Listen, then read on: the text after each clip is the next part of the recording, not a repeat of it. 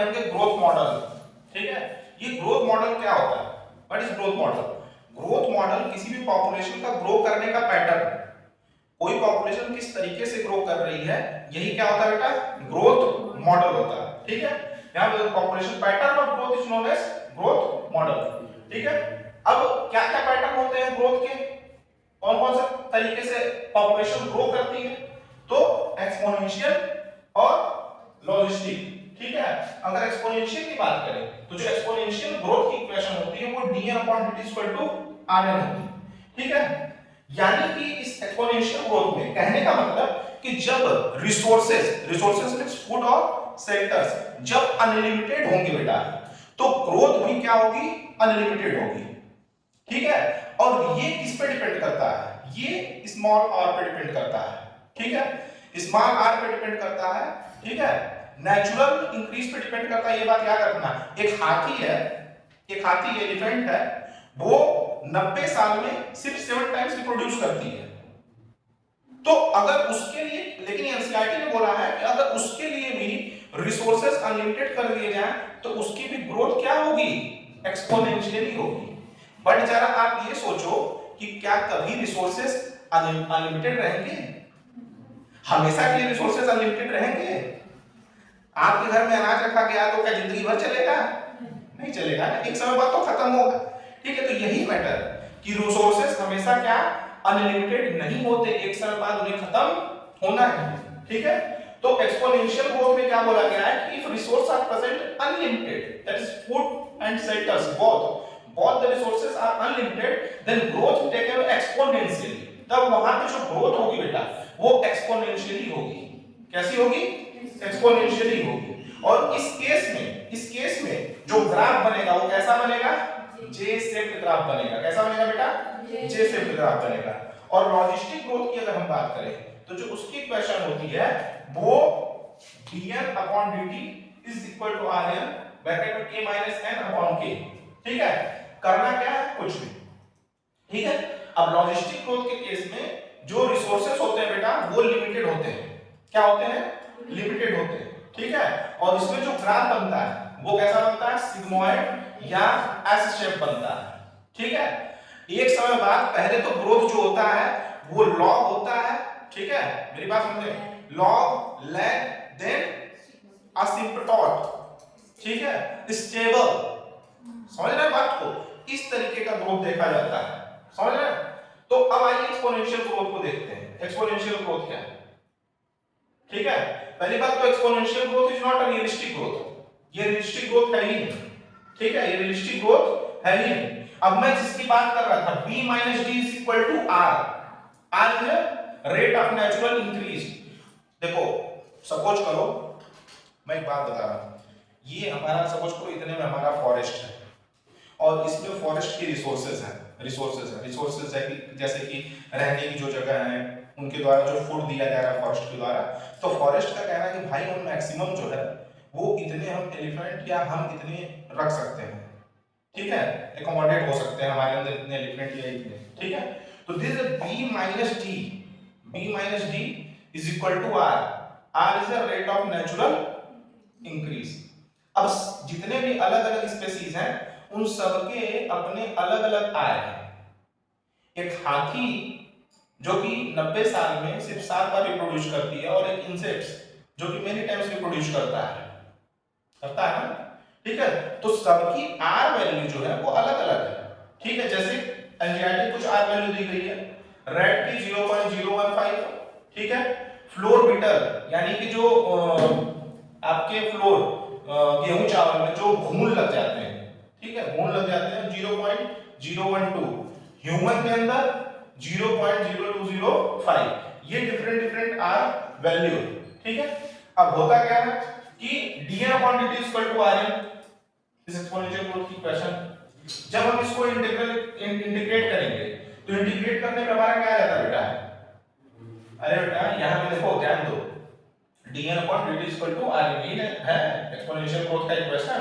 ठीक है, r से हम ये जो रेट ऑफ नेचुरल इंक्रीज है हम n को मल्टीप्लाई करते हैं, यानी इस इक्वेशन को इंटीग्रेट करते हैं तो क्या हमारा आता है? n t = n0 ert। अब ये वाला क्वेश्चन आपका आया हुआ है, पूछा है ई जो क्या है, ई क्या है, तो base of natural logarithms, e is a base of natural logarithms. इसी को तुम इक्वेशन को अगर इंटीग्रेट करोगे ना तो तुम्हारा ये आ जाएगा nt equal to n1 e RT, and t is a base of natural logarithms. ठीक है, अब यहाँ पे इसके लिए बेटा एक एनेक्डोट दिया गया है, एक एनेक्डोट दिया गया है कि कैसे एक्सपोनेंशियली ग्रोथ होती है। तो एक राजा था, एनेक्डोट यानी कि स्टोरी, एक राजा था, उस राजा ने अपने मंत्री से कहा कि तुम अगर मुझसे ये चेस जीत जाओगे, ठीक है, अगर ये चेस जीत जाओगे तो क्या शर्त है तुम्हारी, तुम बताओ तुम्हें क्या चाहिए। तो मंत्री पद पड़ चला था, तो मंत्री ने कहा कि अगर मैं आपसे चेस जीत जाता हूं तो चेस, और चेस में कितने स्क्वायर होते हैं, 64 स्क्वायर होते हैं, 64 स्क्वायर। तो आप क्या करोगे कि हर एक स्क्वायर में, पहले स्क्वायर में 2, दूसरे स्क्वायर में 4, तीसरे में 8 गेहूं के दाने, आपको वीट के दाने आपको रखने पड़ेंगे। ठीक है, अब इस तरीके से 64 स्क्वायर, उसका पूरा साम्राज्य खाली हो जाएगा। ठीक है, यही होता है ना, समझ रहे हो, जो ट्रेड मार्केटिंग होती है, ट्रेडिंग जो होता है, तो ट्रेडिंग इसी तरीके से होता है ना। ठीक है, तो अब सोचो कि 2 से 4, 4 से 8, 8 से 16, 16 इस तरह से 64 स्क्वायर अगर भरने होंगे, ठीक है, तो पूरा तो उसका तो पूरा धीरे धीरे साम्राज्य खाली होने लगा है। तो मंत्री कहीं ना कहीं क्या था, चालाक था। ठीक है, तो ये एनेक्डोट दिया गया है। तो इसी तरह ये एक तरीके से एक्सपोनेंशियली ग्रोथ को बताने का तरीका है। ठीक है, अब यहाँ पे देखो, इसमें ये जो है ये पॉपुलेशन डेंसिटी बता रहा है वाई एक्सिस, और एक्स एक्सिस क्या बता रहा है, टाइम। जो इसमें ग्रोथ हो रही है वो कैसी हो रही है, एक्सपोनेंशियली हो रही है। लेकिन आफ्टर दैट समटाइम्स ये क्या होगी बेटा, ये क्रैश हो जाएगी। एक्सपोनेंशियली ग्रोथ होगा, लेकिन आफ्टर सम टाइम जो रिसोर्सेज जो होंगे वो अनलिमिटेड नहीं होंगे कभी भी, वो एक समय बाद जाके खत्म होंगे ही होंगे। ठीक है, समझ रहे ना बात को, जैसे राजा का एनेक्डोट में, इस एनेक्डोट में राजा का साम्राज्य खत्म हो गया। तो एक्सपोनेंशियली ग्रोथ समझ में आया या नहीं आया, बताओ। एक्सपोनेंशियली ग्रोथ क्या कह रहा है, सीरीज बार एक्सपोनेंशियल ग्रोथ कह रहा है कि अगर फूड और रिसोर्सेस अनलिमिटेड हो तो जो ग्रोथ होगी वो भी अनलिमिटेड होगी। ठीक है, और इसका इक्वेशन क्या है एक्सपोनेंशियल ग्रोथ का, dn upon dt is equal to rn। r is a rate of natural increase, जो कि b माइनस टी का डिफरेंस है। क्या है, b माइनस टी का डिफरेंस है। ठीक है, सबकी r वैल्यू जो है वो अलग अलग होती है। ठीक है, समझ रहे बात को। तो इसमें जो ग्राफ बनेगा वो कैसा बनेगा, जे शेप्ड ग्राफ बनेगा। ठीक है, और ग्रोथ कैसी होगी, एक्सपोनेंशियली। ठीक है, एनसीईआरटी में देखो ये लाइन लिखा है कि अगर हाथी जो कि 90 साल में 7 वर्ष से प्रोड्यूस करती है, अगर उसको भी अनलिमिटेड फूड और शेल्टर्स दिया जाए, यानी कि अनलिमिटेड रिसोर्स प्रोवाइड किया जाए, तो उसमें भी एक्सपोनेंशियली ग्रोथ होगा, एक्सपोनेंशियली ग्रोथ होगा। बट इट टेक्स टाइम, समय लग रहा है, और जो रिसोर्सेज होगा वो हमेशा अनलिमिटेड नहीं होगा। ठीक है, अब आ जाते हैं, बात करते हैं हम लोग लॉजिस्टिक ग्रोथ या वर्क-हर्स्ट-फर्ल इक्वेशन, लॉजिस्टिक ग्रोथ या वर्क-हर्स्ट-फर्ल इक्वेशन। ठीक है, अब इसमें क्या होता है कि जब रिसोर्सेज बेटा क्या हो, लिमिटेड हो, इसका इक्वेशन तो dn upon dt is equal to rn। ठीक है, k minus n upon k। अब व्हाट इज k बताइए, k क्या है, k इज कैरिंग कैपेसिटी। ये कैरिंग कैपेसिटी क्या होता है बेटा, मैं बता दूं, ये कैरिंग कैपेसिटी क्या होता है, व्हाट इज कैरिंग कैपेसिटी बताओ, what is carrying capacity, anyone, कोई बताए what is carrying capacity, number of population supported by the resources, supported by the nature through resources। ठीक है, number of population, ठीक है, जैसे कि बहुत बड़ा जंगल, जंगल बहुत बड़ा, ठीक है, अब जंगल बहुत बड़ा तो उसमें हाथी हाथी बहुत ज्यादा होंगे, ठीक है, लायन टाइगर, ठीक है, अलग अलग उसमें होंगे, एनिमल्स अलग अलग होंगे, बहुत ज्यादा होंगे, यानी कि उस फॉरेस्ट में जो रिसोर्सेस है, समझ रहे हो, वो सबको क्या कर लेगी, सपोर्ट दे लेगी, ठीक है, अकोमोडेट कर लेगी। लेकिन अगर जंगल छोटा है तो फिर उसमें कम जानवर रहेंगे ना, ठीक है, क्योंकि उसमें रिसोर्सेज भी क्या है, कम। तो मैं क्या बोल रहा हूं कि what is carrying capacity, maximum number of population supported by the resources, यानी कि मैक्सिमम नंबर ऑफ पॉपुलेशन, यानी कि अधिक से अधिक, ये मान लो ये हमारा क्लासरूम कितना बड़ा जंगल है और इस जंगल में जितने मैक्सिमम नंबर ऑफ पॉपुलेशन रह सकते हैं तो वो इस जंगल में रह रहे रिसोर्सेज के द्वारा क्या किए जाएंगे, सपोर्ट किए जाएंगे। मेरी बात समझे, समझ रहे हो, तो यही कहने का मतलब है the maximum number of population, ठीक है, maximum number of population supported by nature through the resources, this is the carrying capacity, यही उसकी किसकी कैरिंग कैपेसिटी है, ये किसकी कैरिंग कैपेसिटी हुई, नहीं किसकी कैरिंग कैपेसिटी हुई, कौन रख पा रहा है, कौन सपोर्ट कर पा रहा है, उस जंगल की ना, उस नेचर की ना, और उसकी कैरिंग कैपेसिटी हुई कि वो अपने रिसोर्सेज से मैक्सिमम नंबर ऑफ पॉपुलेशन को क्या कर पा रहा है, एकोमोडेट कर पा रहा है, अपने पास रख पा रहा है, ठीक है, उनको सुविधाएं दे पा रहा है, उनको रिसोर्सेज प्रोवाइड कर पा रहा है। मेरी बात समझे क्या, बोलो बेटा, ये अब देखो जैसे मैंने बोला ना कि देखो 1000, ये एक जंगल, ठीक है, ये एक मान लो जंगल है, इसमें 1000 रेड है, 10 एलिफेंट है, 5 बर्ड है, ठीक है, 5 बर्ड है, मेरी बात ध्यान से समझना, तो this is the maximum number of population supported by nature through resources, बात समझ में आई क्या, this is the maximum number of population, यानी कि 1000 रेड की, 10 एलिफेंट है, 5 बर्ड है, ये मैक्सिमम नंबर ऑफ पॉपुलेशन है, क्योंकि बहुत छोटी सी जगह है, और छोटी सी जगह है तो रिसोर्सेज भी कम है, तो ये बोल रहा है भाई मैं तो बस इतने को सपोर्ट कर पाऊंगा, ठीक है, समझ रहे हो क्या बात को, ये बोल रहा है मैं तो बस इतने को सपोर्ट कर पाऊंगा, क्योंकि इनके इस जंगल पास क्या है, रिसोर्सेज कम है। यही बड़ा होता जंगल तो 100 हाथियां, 500 बर्ड अपने अंदर रखता, क्योंकि उसके पास क्या होती है, एबिलिटी होती है, उसके पास उतने रिसोर्सेज हैं, समझ रहे हैं, बात समझ में आई, तो these are the maximum population supported by nature through the resources, ठीक है, थ्रू द रिसोर्सेज। अब देखो यही क्या है, यही क्या बेटा, यही क्या है, कैरिंग कैपेसिटी हुई, किसी नेचर की कैरिंग कैपेसिटी हुई। अब अगर हमें पॉपुलेशन डेंसिटी निकालना है तो हम कैरिंग कैपेसिटी को माइनस, यानी कि पॉपुलेशन डेंसिटी से, हमें अगर कैरिंग कैपेसिटी का पॉपुलेशन डेंसिटी से माइनस कर देंगे कि नहीं कर देंगे, ये k माइनस n किया गया है, ठीक है। अब इसमें दो केसेस बनते हैं, दो केस बनते हैं, अगर नंबर ऑफ पॉपुलेशन लो है बेटा, अगर पॉपुलेशन कम है, देखो यहां k is less than when number of population is low, तो नंबर ऑफ पॉपुलेशन अगर लो रहेगा, यहाँ पे ये तो देखो अगर नंबर ऑफ पॉपुलेशन, अब देखो ये ग्राफ है ना, ये ग्राफ है, तो this is population density, this is time, ठीक है। अब अगर यहाँ पे देखो ये कैरिंग कैपेसिटी सबसे ज्यादा है, यहाँ पे देखो इस तरीके से, ये मान लो a,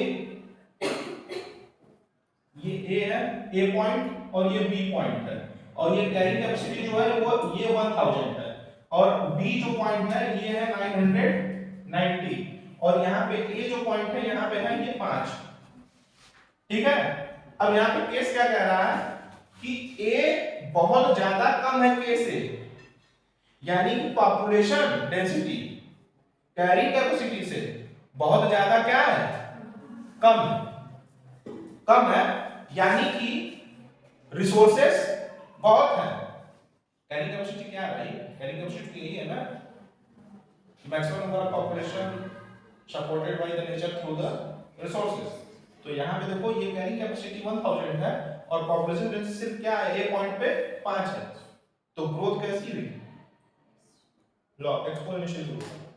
अब फिर यहाँ अब ये बी पॉइंट पे जो पॉपुलेशन डेंसिटी है वो कितनी आ चुकी है, 990, नियर टू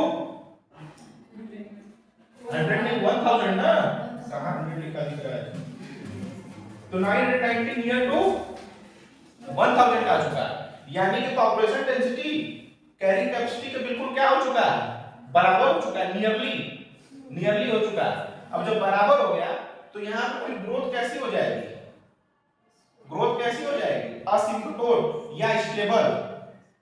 मेरी बात समझे, कैरिंग कैपेसिटी यानी कि वो जंगल जहां पे रिसोर्सेस खूब है, खूब कब है, ज्यादा कब है, जब उसमें पॉपुलेशन कम है। लेकिन जैसे जैसे पॉपुलेशन बढ़ेगी तो ये बताओ कि जब पॉपुलेशन बढ़ेगी तो रिसोर्सेस कम नहीं होंगे,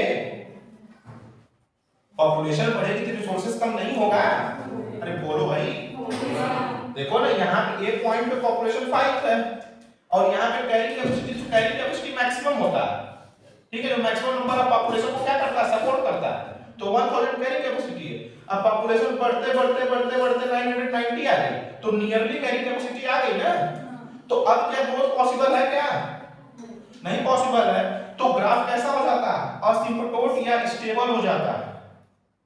जब तक कैरिंग कैपेसिटी इसके लिए अनलिमिटेड थी, अभी जब पॉपुलेशन कम था तो इसके लिए जो रिसोर्सेज थे वो तो अनलिमिटेड थे ना भाई, खूब इधर घूम के खाओ उधर घूम के खाओ, खूब रिसोर्सेज थे। लेकिन जब पॉपुलेशन बढ़ी तो कैरिंग कैपेसिटी को उतना ही रहा, उस जगह पे प्रेजेंट रिसोर्सेज तो उतना ही रहा, तो अब पॉपुलेशन क्या होगी, पॉपुलेशन बढ़ेगी, स्टेबल हो जाएगी, असिम्प्टोट हो जाएगी, ठीक है। This is the log phase, lag phase and this is the asymptote या स्टेबल, ठीक है। अब इसको कैसे करते हैं, देखो, when number of population is low, जब नंबर ऑफ पॉपुलेशन लो है तो कैरिंग कैपेसिटी बहुत ज्यादा है, यहां पे देखिए आप, जब नंबर ऑफ पॉपुलेशन कम है तो कैरिंग कैपेसिटी ज्यादा है, किससे, पॉपुलेशन से, पॉपुलेशन से कैरिंग कैपेसिटी बहुत ज्यादा, तो क्या करें, d upon dt equal to r k minus n। अब n बहुत ज्यादा यहां पे कम है तो n को हम क्या कर देंगे, नेग्लेक्ट कर देंगे, क्या कर देंगे बेटा, नेग्लेक्ट कर देंगे, और यहाँ पे k अपॉन k करके हम क्या कर देंगे, कट कर देंगे, और हमारा ये इक्वेशन आ गया, d upon dt equal to r। समझे क्या, ये आ गया, ठीक है। तो ये क्या शो कर रहा है, ये क्या शो कर रहा है, it shows a growth exponentially in a initial, d upon dt equal to r। अच्छा, ये कब शो करेगा, एक्सपोनेंशियल ग्रोथ कब शो करेगा, जब यस कैरिंग कैपेसिटी ज्यादा और पॉपुलेशन डेंसिटी कम हो, या रिसोर्सेज, जो तुम्हारा कहना कैरिंग रिसोर्सेज ज्यादा हो या पॉपुलेशन डेंसिटी, तब ग्रोथ कैसी होगी, एक्सपोनेंशियल। यहाँ मैंने करके बताया कि देखो पॉपुलेशन डेंसिटी कम है यानी कि n कम है, तो n को नेग्लेक्ट कर देंगे, कॉम्प्लीट कर दिया, हमारा ये क्वेश्चन आ गया, ठीक है। तो ये एक्सपोनेंशियल ग्रोथ शो कर रहा है, और एक्सपोनेंशियल ग्रोथ कब शो करेगा, जब k और n कम। दूसरा केस देखो, अब number of population equal to the carrying capacity, जो पॉपुलेशन है वो कैरिंग कैपेसिटी के करीब जा रही है, ये 990 वाली बात पॉइंट, ठीक है। अब जब कैरिंग कैपेसिटी करीब गई यानी कि d upon dt equal to r k minus n upon k। अब इसको कैसे करेंगे, तो n जो है करीब करीब नियरली इक्वल हो चुका है, तो उसको कांस्टेंट ले लिया जाएगा, इक्वल टू 0 और ये कैसा है, स्टेबल हो जाएगा। दो केसेस बनते हैं, एक तो क्या, जब कैरिंग कैपेसिटी बहुत ज्यादा पॉपुलेशन डेंसिटी कम है, तब उस केस में जो ग्रोथ होगी वो कैसी होगी, एक्सपोनेंशियली, ठीक है। और जब पॉपुलेशन डेंसिटी बढ़ते बढ़ते बढ़ते बढ़ते कैरिंग कैपेसिटी के पास गया तो ग्रोथ कैसी हो गई, असिम्प्टोट या स्टेबल हो गई, ठीक है। तो ये रहा हमारा ग्रोथ मॉडल आज के लिए।